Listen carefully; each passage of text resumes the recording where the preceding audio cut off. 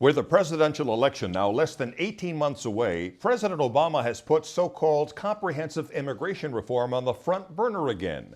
Joining us to talk about that is Representative Steve King, Republican from Iowa, and Vice Chairman of the Subcommittee on Immigration Policy and Enforcement. Welcome back, Representative. Thanks for having me back. I appreciate it. First, on the day we're recording this, the Supreme Court has just upheld a law in Arizona that takes away the business licenses of companies that knowingly hire illegal workers. What's the impact of that ruling? Well, I think it's a big landmark decision, and it says that Arizona's law was designed not to go beyond the limitations of the federal statute that's there, but it allows the states then to go in and require employers to use E-Verify and the states to deny the business licenses to cancel them or revoke them if they don't comply with the state law. I think it's a very important landmark decision, and not only that, it helps clear the way to some degree for the Supreme Court decision that will be coming hopefully soon on Arizona's other immigration law, that SB 1070. So I think it's a good step that's been made. I think other states now will be able to look at Arizona's legislation and follow in that path. Whenever there's litigation in this fashion and a case working its way to the Supreme Court, state legislatures that might otherwise take it as a guidepost are reticent to go down that path until there's a decision. We have a decision. It came down on the side of Arizona clearly, and now the states that would like to mirror those components of Arizona's immigration law have an open path to do so, and I hope they do. President Obama made a big push for immigration reform earlier this month. Why now? Well, it's completely politically motivated. I mean, we heard the complaints that came from some of the representatives of the Hispanic community in America, and I have a little trouble figuring out why it is that some people think that because those the people of Hispanic origins that they would not respect the rule of law. I think it's not true. I think Hispanics are like every other American, and those who come here to live in a country that respects the rule of law. They're not for amnesty or disrespect for the rule of law, yet it's a political move on the part of the president.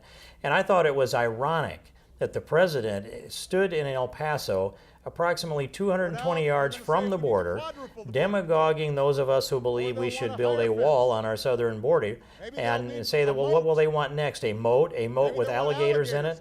Well, if you go look at the border nearly within sight of where the president stood, I think his staff served him poorly. He must not have known that in order to get into the United States illegally across the border from El Paso, you have to first climb a fence, then swim or wade the Rio Grande River, then climb another fence, then swim or wade the canal, then climb a third fence, and in between the fences are patrol roads that are patrolled by the Border Patrol. So you couldn't be any more close to what the president said that he was ridiculing than actually 3 fences, a river, and a canal that would serve as a moat. And it's very effective, and the Border Patrol has been very proud of the effectiveness of their control at El Paso. The president chose just the wrong place to make those remarks, and a lot of the mainstream media did not hold him accountable for that. Representative King, what was your reaction when you heard that moat remark? Well, part of me, I'm naturally, I survive in this business because I'm a bit cynical. So I laughed at the irony of the president making his moat remarks standing within 220 yards of a moat, actually 2 of them. But it's designed to animate and gin up the base that supports him that are for amnesty. And this Congress isn't going to vote for amnesty. Even during the lame duck session last year, when they had the significant majorities of the Pelosi Congress, the Harry Reid majority, and of course the President of the United States, they couldn't pass the DREAM Act then. They're not going to be able to pass an Amnesty Act now. And so that's what I would say about it, this complete political demagoguery. It's not going to happen in this Congress, and I'll certainly be standing in the way of anything that rewards people for breaking the law. Another huge issue now is the Medicare reform plan proposed by your colleague from Wisconsin, Representative Paul Ryan. It supposedly cost your party a House seat in a very Republican Western New York district.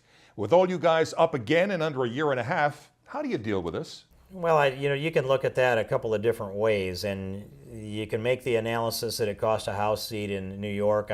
On the other hand, you can see that there was a Tea Party candidate that really was a Democrat that was self-funded and ran as a Tea Party candidate that split the vote.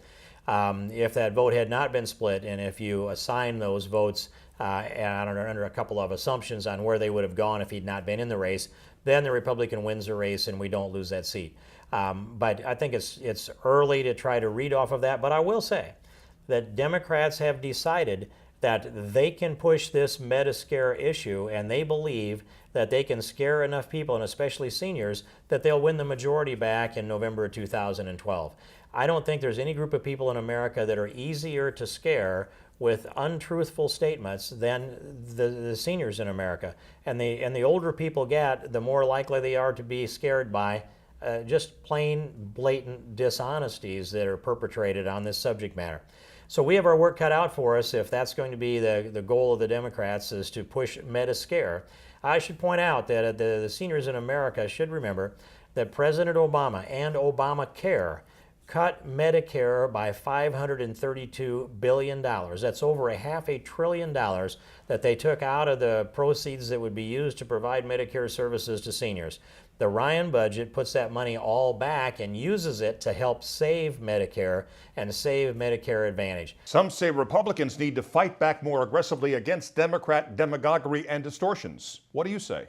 I say that's exactly right.